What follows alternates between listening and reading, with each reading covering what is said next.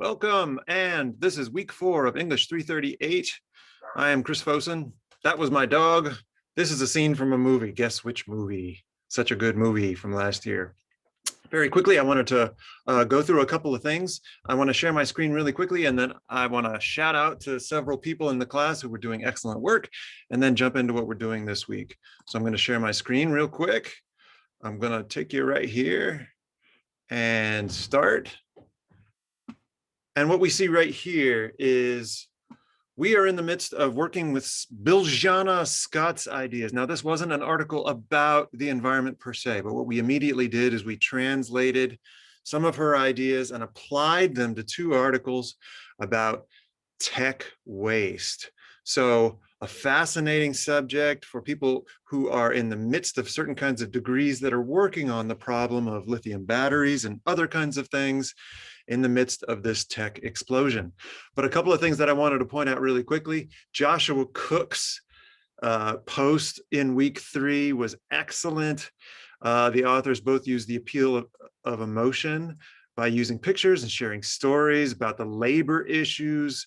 Think about the relationship between motion and emotion. That is, when we call to mind certain emotions, this is pathos at its root. What we are doing is we're asking our readers to feel something, and the goal of the emotion is to get us to move, to be moved so that we can take action. So of course, in a situation like this where the authors want to figure out how to reduce this tech, reduce the labor abuses, other kinds of things, that could be totally important. The other person I wanted to shout out to was Shannon Magana, and she did some amazing work, appeal of stories or emotion once again, but she was also talking about the value of assertion. Now, what's kind of interesting to think about in terms of assertion is what things we assert and why. And what does that mean? You know, when people assert things, they say, this is true. There is no arguing with it. So thinking about what those things might be and why they lay them out in those ways is part of the rhetorical analysis that we all can do.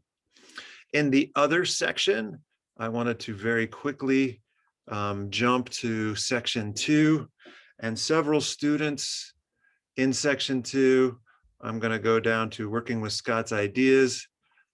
Iva Benbrooks was pretty good. Really liked it, Iva. Way to go. But the first one that I saw was really kind of struck me was Sydney Callaghan's article on selective disclosure, which I thought was excellent.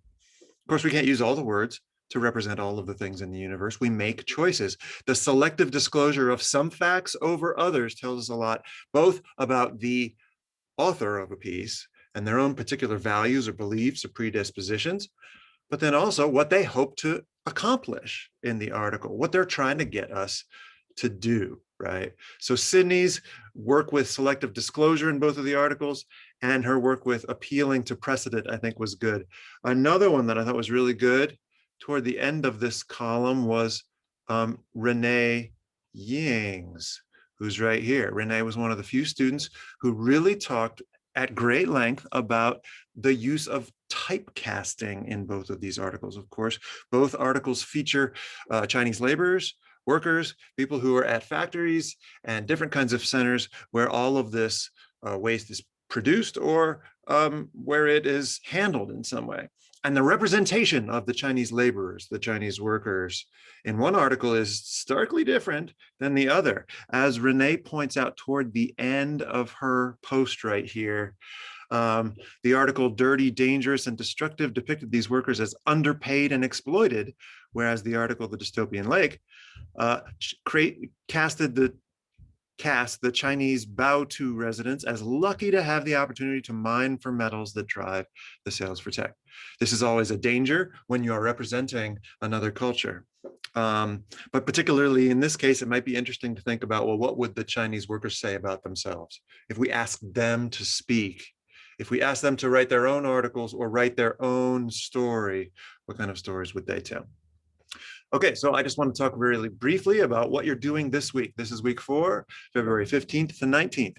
You'll watch this video, of course, but then we're going to go directly to a pretty difficult article, a chapter from a book called Defining Reality, that's entitled When Are Definitions Political? Always the case of wetlands. People arguing over what the definition of a wetland should be provides us an opportunity to talk about how you use definitions as rhetoric and how the scope of your definition helps us understand the purpose of the argument or the real goals of the rhetor, that is the person who's speaking or writing. In some senses, definitions are like pieces of land, and when you expand the definition, you're expanding the kinds of things that might fit in it. If you shrink the definition like a piece of land, fewer things fit inside. Okay, so you can include or exclude by means of definition, and this article shows us one example of that. Take your time, work through this article, and really focus in on what the author is saying. So that's what I want you to do this week. Is there are no other readings or videos to watch. What you're really doing is you're trying to come to terms with what Schiappa is arguing. So I want you to do three things. What, in your own words, is Schiappa's claim about definitions? What's he trying to achieve? What does he have to offer that's new here? Does he think it's possible to have truly objective definitions? Secondly, identify and include 2 or 3 quotes from the text that you think really get to the heart of the matter. That is your own sense of the most important parts of his chapter. And then thirdly, what do you think is the challenge or the opportunity of looking at rhetoric in terms of definitions? That is, what does it show us in terms of rhetoric? What does it help us to see? What does it keep us from seeing? What are the challenges that you're having in particular? And then secondly, what do you suppose this method might help us see in environmental issues in particular? Wetlands is just one example of the many ways in which we try to create opportunities for action through rhetoric by using definitions, by redefining something, by narrowing the definition of a thing, or by expanding it.